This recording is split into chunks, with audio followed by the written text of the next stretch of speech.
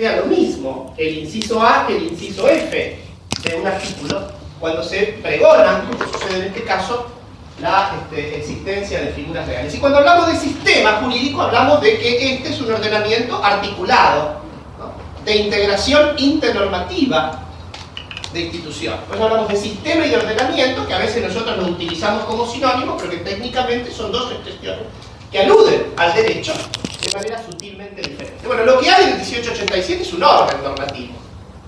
Ahí está el artículo, en primer lugar, ustedes van a ver que enuncia. Enuncia el menú de los derechos reales sobre cosa propia. Es decir, es una mirada endogámica, ¿no? El sujeto y los poderes jurídicos sobre las cosas que componen su patrimonio.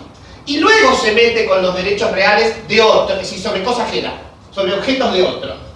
Es decir, por fuera de la esfera patrimonial del sujeto. Y primero analiza los derechos reales principales, además, aquellos que son autosuficientes, que no necesitan de otra figura. Y luego analiza los derechos de garantía, que son los accesorios, al final del menú. Es decir, hay un orden lógico. Y encabeza esta enumeración, como ustedes lo saben, el derecho de dominio. Lo que significa mucho, porque el dominio, yo lo he dicho en alguna ocasión aquí, es la figura emblemática que condensa las mayores facultades que una persona puede tener sobre un objeto según nuestro sistema legal. Es decir, si el derecho real es el poder jurídico que una persona tiene sobre un objeto, bueno, el dominio es el que mejor encarna ese poderío jurídico, ¿no? ¿Qué dice nuestro sistema legal que puede hacer una persona sobre una cosa? Yo digo que vulgarmente uno podría deducir esto a la expresión nadie puede más que el dueño. ¿Qué le pasó? No, era David solamente. Bueno, nadie puede más que el dueño. ¿Escucha la expresión? Si yo tuviese que hacer esta locución diría nadie puede más que el dueño. Lo que no quiere decir que el dueño pueda todo, como veremos rápidamente. Pero en relación al objeto, ¿no?, que forma parte de este vínculo de poder, está claro que nadie puede más que el dueño. Por tanto, está bien que se encabece esta nómina con el derecho de dominio. Y además, porque yo también lo he dicho en varias ocasiones en este curso, todos los demás derechos reales, yo le diría desde el inciso B para abajo, todos los demás derechos reales son, metafóricamente hablando, desmembraciones del dominio. ¿Por qué desmembraciones del dominio? Porque cuando usted analice cada uno de los derechos reales en particular, va a ver que en cada uno de ellos el sujeto activo puede hacer parte de lo que podría hacer el dueño. Nunca todo lo que podría hacer el dueño. Por eso decimos que son desmembraciones del dominio. ¿Qué puede hacer el usufructuario? Usar y gozar. ¿Qué puede hacer el acreedor hipotecario? Eventualmente disponer. Pero quiero decir, son desmembraciones de la propiedad dominial porque es el dominio el que condensa, repito, el que concentra el sumum cuantitativo y cualitativo de facultades de una persona sobre una cosa. Esta es la cuestión.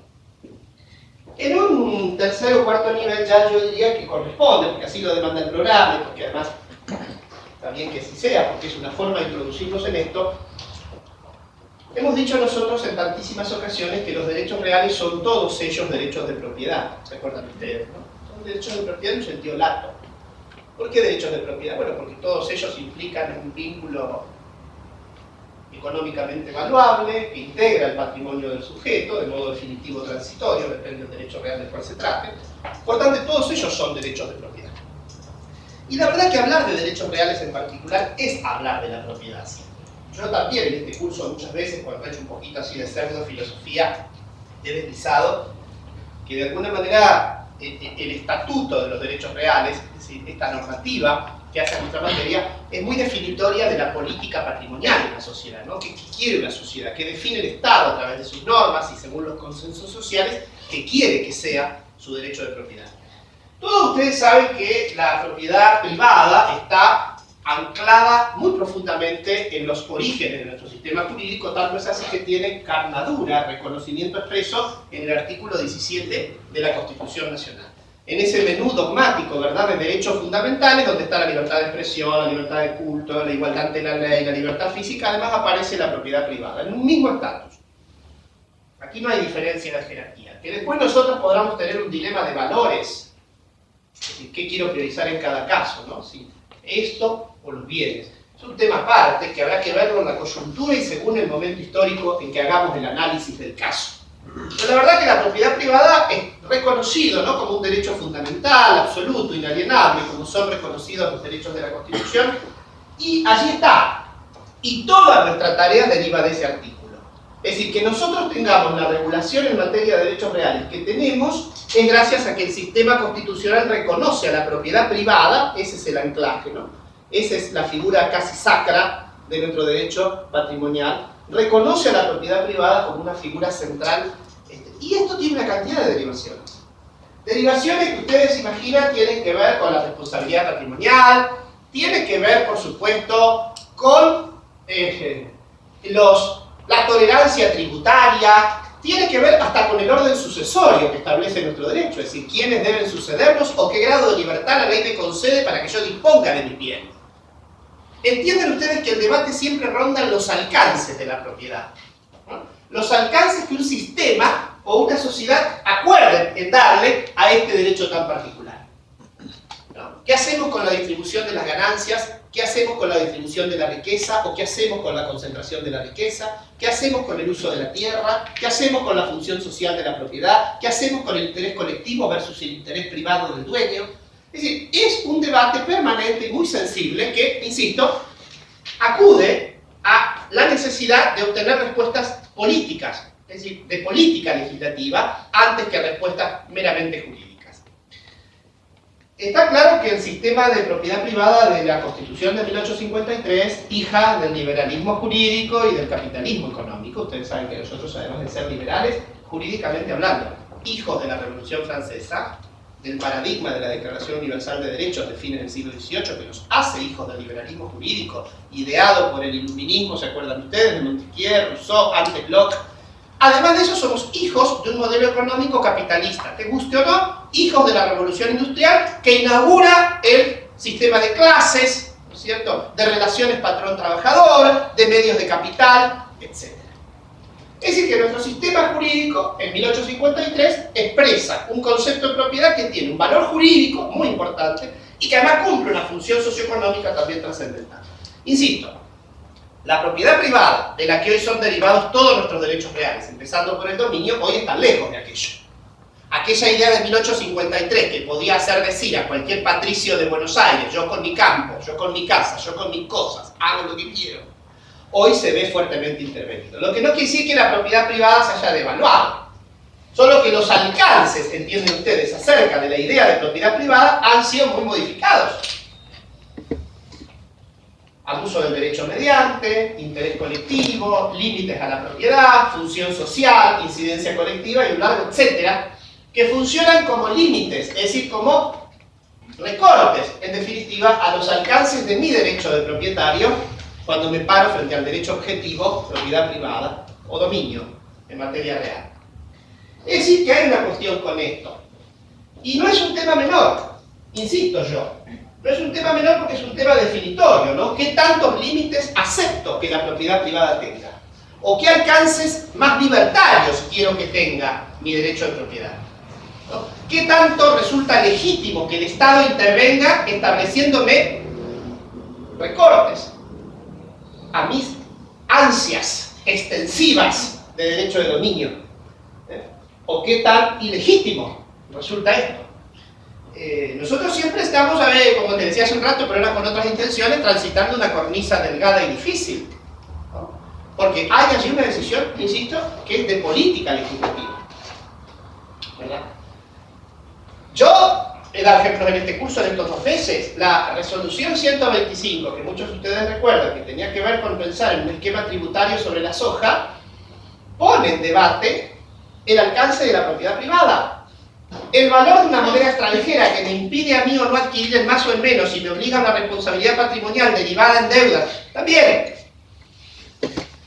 La ley de extinción del dominio, que ya comentó alguna vez y que luego la vamos a traer cuando empecemos a trabajar dominio, que está aprobada por la Cámara de Diputados porque ahí tiene media sanción y ha quedado durmiendo el sueño de los justos, tiene que ver con los alcances de la propiedad privada. Porque a mí la propiedad se me respeta porque la Constitución me dice que es inviolable y que en todo caso, si el Estado se quiere quedar con ella, me tiene que fundamentar porque a través de una ley me tiene que pagar, ¿se acuerdan? Expropiación mediante. que termina con el mecanismo de la confiscación, que era una práctica a través de la cual el Estado se podía quedar con los bienes del procesado o del condenado hasta prácticamente el siglo XIX, con las constituciones modernas. Entonces yo cuando planteo la extinción del dominio tengo que evaluar cuál es la estructura jurídica de este tema.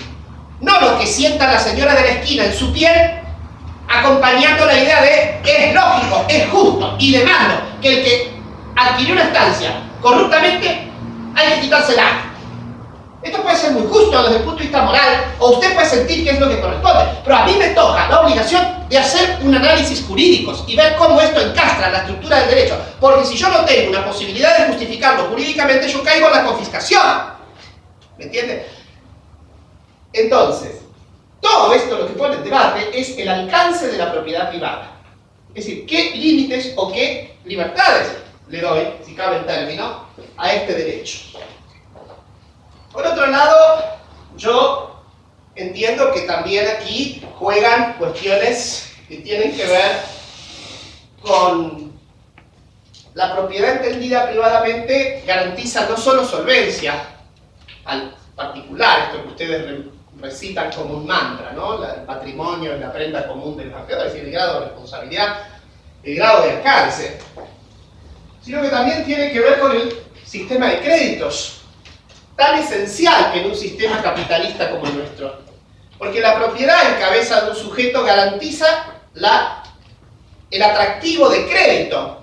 No solamente me van a prestar plata porque tengo bienes, sino a la proyección de ganancias, al asociativismo, a la generación de emprendimientos, es decir, a todo lo que se sostiene en nuestro sistema liberal y capitalista, que debe ser la consecuencia de haber definido un esquema centrado en la propiedad privada. Y finalmente, para no agobiarlo, porque podríamos filosofar mucho más, la propiedad juega un rol importante en el plano de la sanción, es decir, de la juridicidad sancionatoria, si me permite decirlo mejor.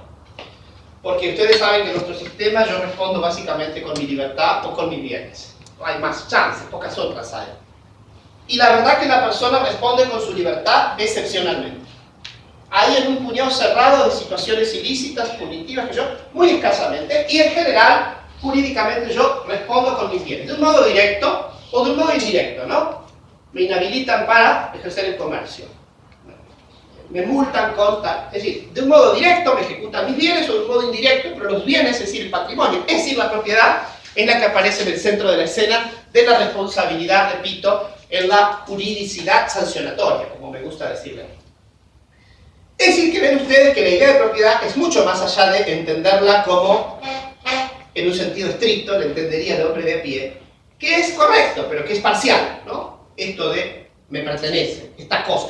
Porque piensen ustedes que si yo hago una encuesta, aquí ahora salgo a la calle, es muy probable que todos piensen la propiedad en el sentido de titularidad de una cosa, además material.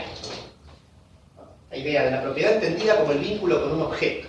Yo soy dueño de esta moto, yo soy dueño de esta ropa, yo soy dueño de esta casa, yo soy dueño de este perro. Claro, en realidad, la idea de propiedad que propone la Constitución Nacional en el artículo 17 es mucho más amplio que eso. Acá de nuevo volvemos a esto que yo suelo llamar el pecado de la gramática jurídica en la Argentina, ya se los he dicho muchas veces, y que tal vez no es ningún pecado. Tiene que ver con lo que usted aprendió en primer año, que llamamos multivocidad de los vocablos, ¿no? Cuando una palabra tiene acepciones distintas. Y acá la palabra propiedad de nuevo. Porque la palabra propiedad hay que entenderla en un sentido amplio o general, que es como